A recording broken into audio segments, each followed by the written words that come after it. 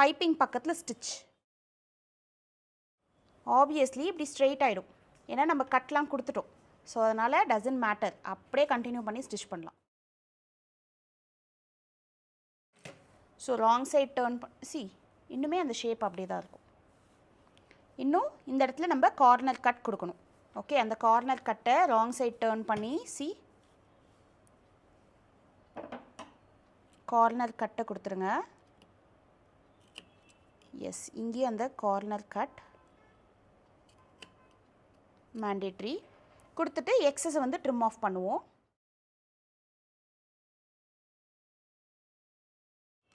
எக்ஸஸ்லாம் cut பண்ணியாச்சா? Next step C, அப்படியே இந்த நெக்லைனை நீங்கள் டேர்ன் பண்ணி டாப் ஸ்டிச் கொடுத்தாலே ப்ராப்பரான ஸ்கொயர் வந்துடும்.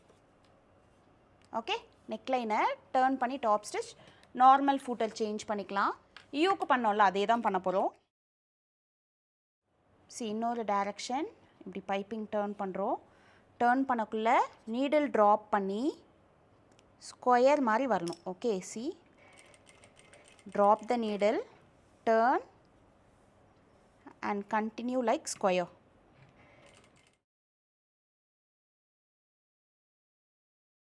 அப்படியே நீடில் ட்ராப் பண்ணிவிட்டு இன்னொரு direction. Okay, so final look iron பண்ணிவிட்டு பார்க்கலாம். ஸோ ஃப்ளாட் அயன் கொடுத்தோடனே ஃபினிஷிங் இப்படி தான் இருக்கும்.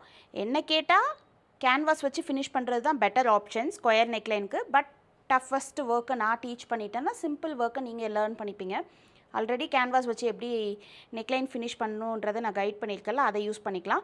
பட் சில சுச்சுவேஷனில் இல்லூஷன் நெக்லைன் இல்லை ஜார்ஜெட் ஃபேப்ரிக் யூஸ் பண்ணுறீங்க, டிரான்ஸ்பரண்ட்டாக இருக்கிற இடத்துல கேன்வாஸ் வைக்க முடியாதுன்னா you have to use this technique. Hope உங்களுக்கு இந்த வீடியோ பிடிச்சிருக்குன்னு நினைக்கிறேன். Thank you, happy chewing, keep learning.